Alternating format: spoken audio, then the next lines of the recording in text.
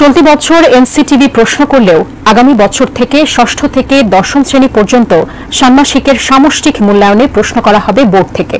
নতুন শিক্ষাক্রমের আলোকে school certificate, SSC ও সমমানের প্রথম পরীক্ষা 2026 সালের জানুয়ারিতে অনুষ্ঠিত হবে। পরবর্তী বছর থেকে তা ডিসেম্বরে আনারও পরিকল্পনা এনসিটিভির। বর্তমানে নবম শ্রেণীর শিক্ষার্থীরাই হবে নতুন কারিকুলামের প্রথম ব্যাচ। নতুন পদ্ধতিতে তারাই প্রথম পাবলিক পরীক্ষায় পরিবর্তনের সূচনা করবে। সিদ্ধান্ত অনুযায়ী দশম শ্রেণীতে সারা বছর ক্লাস চলবে, 10টি বিষয় পড়বে শিক্ষার্থীরা। এসএসসি মূল্যায়ন হবে শুধু দশম শ্রেণীর পাঠ্য বইয়ের ওপর। আগের মতো টেস্ট পরীক্ষা থাকবে না। লিখিত মূল্যায়নে 65% এবং কার্যক্রম ভিত্তিক মূল্যায়নে 35% রাখা হবে। বর্তমান সময়ের মতো আলাদা পরীক্ষা কেন্দ্রে মূল্যায়নে বসবে শিক্ষার্থীরা। 70% উপস্থিতি থাকলে কেবল এসএসসি পরীক্ষায় বসতে পারবে। দুই বিষয়ে মূল্যায়নের শেষের দিকে স্তরে থাকলে শর্ত সাপেক্ষে কলেজে ভর্তি হতে পারবে শিক্ষার্থীরা। কেউ যদি দুটো বিষয়ে বিকাশমান হয়ে অকৃতকার্য হয় তাহলে তাকে আমরা শর্ত সাপেক্ষে একাদশ শ্রেণীতে ভর্তি হতে দিব।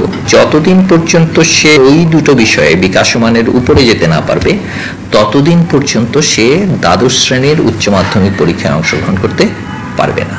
সামষ্টিক ষান্মাসিক মূল্যায়ন যেভাবে হচ্ছে একই রকম ভাবে এসএসসির মূল্যায়ন হবে। নতুন পদ্ধতির সঙ্গে খাপ খাওয়াতে আগামী 5 বছর বোর্ডকে সহযোগিতা করবে এনসিটিভি। আগামী বছরের থেকে ষান্মাসিক সামষ্টিক মূল্যায়ন এবং বার্ষিক মূল্যায়ন দুটো মূল্যায়নেরই 6, 7, 8, 9 এর মূল্যায়ন পত্রগুলো আসলে স্ব বোর্ড করবে, আমরা তখন আর করব না।